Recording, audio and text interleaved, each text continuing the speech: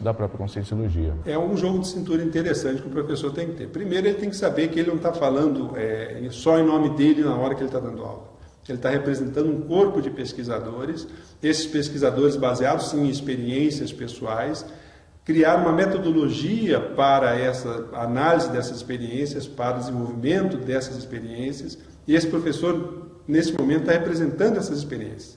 Por outro lado, essas experiências que o professor não tem, ao mesmo tempo que ele está falando para o aluno, aquilo também serve para ele.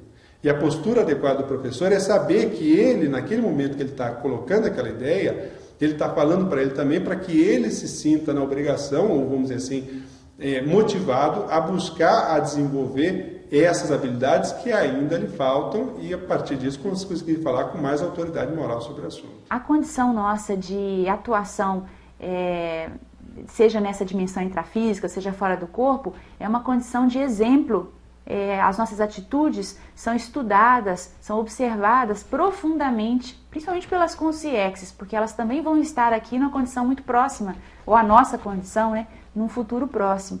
Então, acho que o alcance a gente ainda não consegue mensurar, verificar. Eu acho que talvez depois da Dessoma, cada professor, líder de IC, voluntário, aluno, possa ter uma real dimensão disso, autor, né, uma real dimensão daquele trabalho que está sendo feito. Então, acho que a questão mais séria para nós hoje é a questão do exemplarismo. Nós somos cobaias para muita gente. Tem muita gente nos estudando para ver as dificuldades, as facilidades, os fatores que podem otimizar a vida humana e aqueles que dificultam, para terem menos dificuldade de recuperarem cons também, quando ressomarem aqui. As pessoas hoje estão começando já a entender as paratestemunhas que observam tudo que nós fazemos. Segundo a Conscienciologia, a filosofia da educação é o exemplarismo.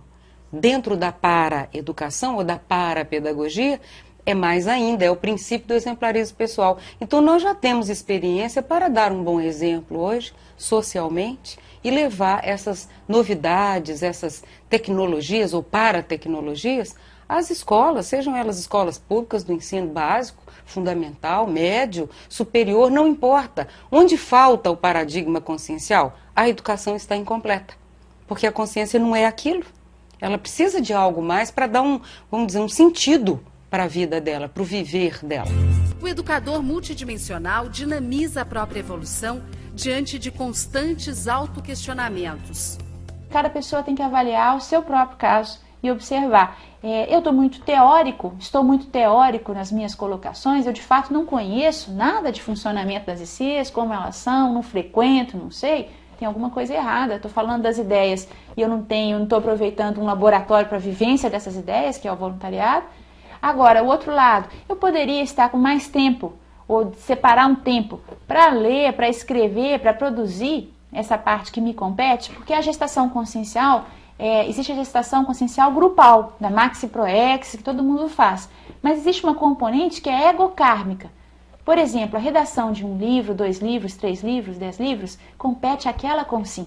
Ninguém vai escrever aquele livro no nosso lugar. Será que eu estou atualizado? Será que a minha informação ficou ultrapassada? Será que está faltando vivência prática? Será que o meu exemplo está correspondente a essa teoria? A teoria conscienciológica é fora de série. O problema é a prática, como em tudo.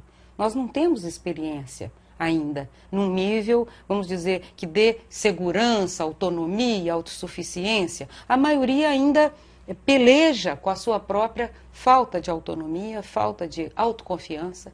E tudo isso, autoestima, quer dizer, um reconhecimento do valor pessoal. Nós ainda temos que trabalhar aspectos muito básicos com os professores para que eles tenham uma coragem, vamos usar esse termo, de entrar e se expor numa sala de aula. O professor nunca pode esquecer que ele está ali para fazer assistência.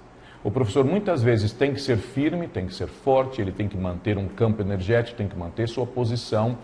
O professor tem que manter um certo nível de ascendência técnica e intelectual, de ascendência moral sobre os alunos, mas tudo isso é só em função da assistência que nós queremos prestar.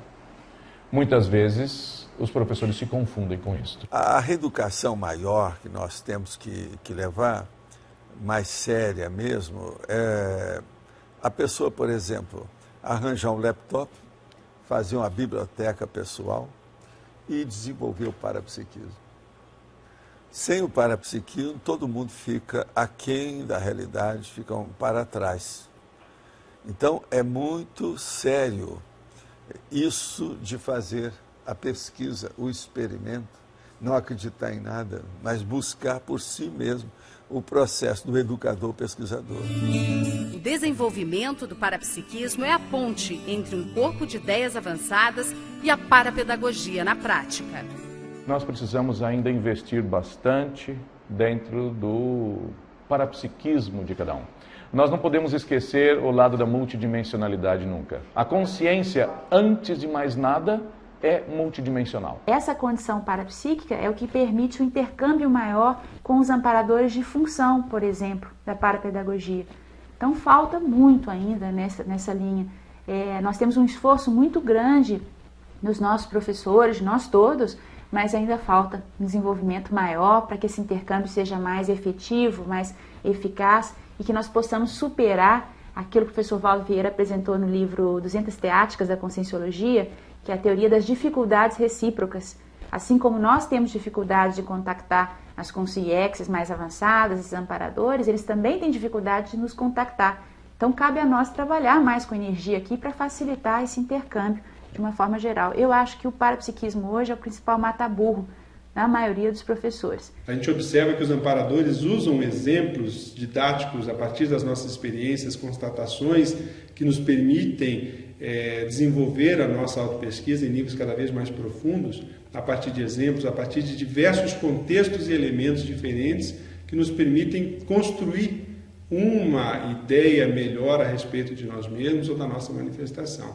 Essas técnicas parapedagógicas utilizadas pelos amparadores, pelos evoluciólogos, elas são muito ricas, mas eu entendo que nós ainda precisamos caminhar bastante para poder absorver melhor essas técnicas e aplicá-las para gerar os efeitos que a parapedagogia pode gerar nos seus discentes. Então eu não posso ter o status de um amparador ou amparadora se eu não aplico aquilo de modo prático e se o meu assistido, o necessitado daquele tipo de informação está lá.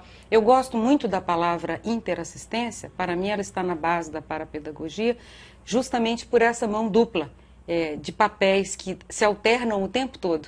Eu não sei nunca quem está com a senha daquele dia para me instruir, para me reeducar, e eu às vezes estou com alguma coisa que aquela pessoa vai me solicitar. Às vezes a minha pessoa-alvo não é o aluno, é um parente do aluno que será beneficiado indiretamente por aquela informação.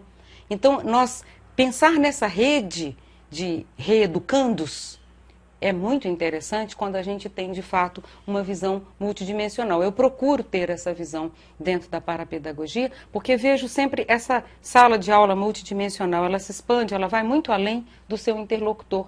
Então, o interlocutor pode ser assistido num momento e logo ele é seu professor. Outro ponto crítico é a TARES horizontal. Muitas vezes os professores precisam se esforçar para aceitar a ajuda e a validade da experiência de seus colegas. Ainda existe uma competição em função de um status, uma posição, um conhecimento parapsíquico, alguma condição que dê à pessoa uma sensação de estar melhor, de estar numa condição mais positiva. E o que eu acho? Isso aí vem em função da baixa autoestima ou da falta de autorreconhecimento e valorização dos próprios talentos pessoais, os trafores.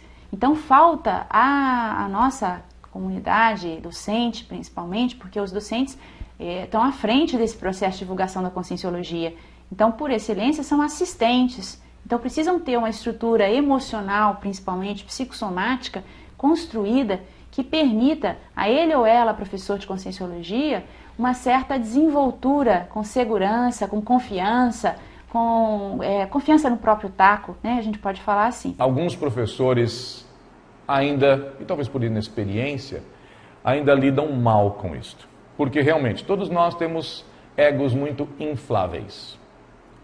Devido à velha natureza humana, devido ao passado, lideranças que nós mesmos exercemos no passado.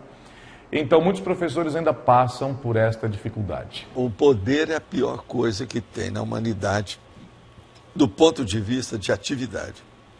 é onde todo mundo cai. É um mata-burro, vamos dizer, popular, bem popular.